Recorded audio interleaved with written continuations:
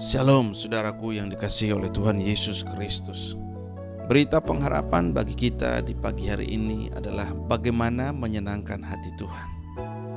Saudara-saudara yang dikasihi oleh Tuhan Yesus Kristus, setelah kita diselamatkan dan mengalami kelahiran baru di dalam Kristus, setiap kita sebagai orang yang percaya harus bertumbuh di dalam Tuhan. Sebab proses keselamatan itu harus dikerjakan terus-menerus sampai kita menjadi serupa dengan Kristus. Paulus berkata kepada jemaat Tuhan yang ada di kota Filipi, "Tetaplah kerjakan keselamatanmu dengan takut dan gentar, bukan saja seperti waktu aku masih hadir, tetapi terlebih pula sekarang waktu aku tidak hadir. Karena Allah lah yang mengerjakan di dalam kamu, baik kemauan maupun pekerjaan menurut kerelaannya. Lakukanlah segala sesuatu dengan tidak bersungut-sungut dan berbantah-bantahan, supaya kamu tiada beraib dan tiada bernoda, sebagai anak-anak Allah yang tidak bercela di tengah-tengah angkatan yang bengkok hatinya dan yang sesat ini, sehingga kamu bercahaya di antara mereka seperti bintang-bintang di dunia." Filipi 2 ayat yang ke-12 hingga ayat yang ke-15. Tidak ada pilihan lain bagi kita saudara-saudara selain melangkah maju menuju standar yang Tuhan telah tetapkan, yaitu hidup tidak bercela dan harus bercahaya di tengah-tengah dunia yang sedang rusak ini.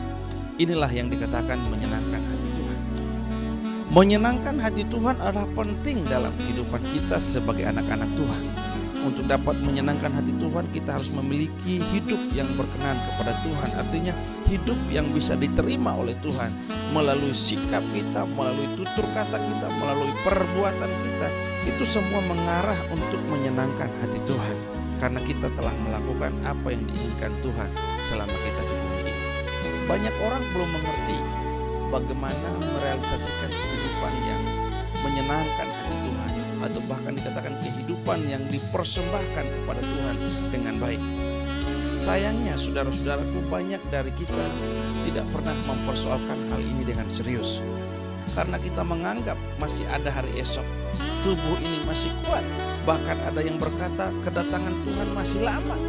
Lebih parah lagi kalau ada orang yang menganggap hal ini mustahil untuk dapat dilakukan, karena kita ini hidup di dalam daging. Barangkali kita pernah berpikir enak saja hidup bagi orang lain, bagi diri sendiri saja masih kurang. Kalau ini masih terbesit dalam pikiran kita atau masih melekat di hati kita, kita harus segera bertobat dan berubah. Jika tidak, kita tidak akan mengalami bagaimana memiliki hidup yang benar, hidup yang berkualitas tinggi, hidup yang berkelanjutan di langit baru dan bumi yang baru. Sebab hanya orang-orang yang hidup bagi Tuhan dan untuk kemuliaan Tuhan saja yang hidupnya akan berkelanjutan di dalam kekekalan bersama dengan Bapa di surga. Orang yang hidup bagi dirinya sendiri dengan rumus selalu untuk dirinya atau selalu untukku, tidak akan pernah puas dengan apa yang telah dimilikinya hari ini. Mereka selalu membuka mata, mengangakkan mulut, ingin memuaskan hasrat dan meraih sebanyak-banyaknya apa yang menjadi keinginan mata mereka, apa yang menjadi keinginan daging mereka. Sehingga tentu jangankan bagi orang lain, bagi Tuhan pun tidak mungkin akan terpikirkan dalam kehidupan. Saudara-saudaraku yang dikasihi oleh Tuhan Yesus Kristus, kalau kita masih mengejar keinginan daging, keinginan mata dan keangkuhan hidup, mustahil seseorang dapat mengasihi Tuhan dengan segenap hati, jiwa, kekuatan, dan akal budi. Keinginan daging artinya mencari kepuasan diri dalam daging, dan keinginan mata artinya hasrat memiliki pemenuhan kebutuhan jasmani. Keangkuhan hidup adalah pengharapan untuk kehormatan dari orang lain. Saudara-saudara yang dikasihi Tuhan Yesus Kristus, setelah kita mendengar kebenaran firman Tuhan ini, di manakah posisi kita hari ini? Jika belum pada posisi yang benar, segeralah balik dan bertobat.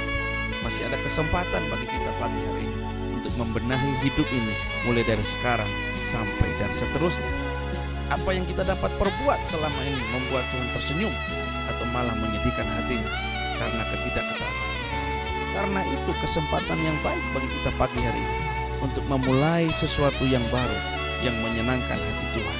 Saya percaya orang-orang yang bisa menyenangkan hati Tuhan akan semakin dipercaya oleh Tuhan, baik berkat jasmani maupun berkat rohani. dan tentunya hidup kekal bersama dengan Bapa di surga.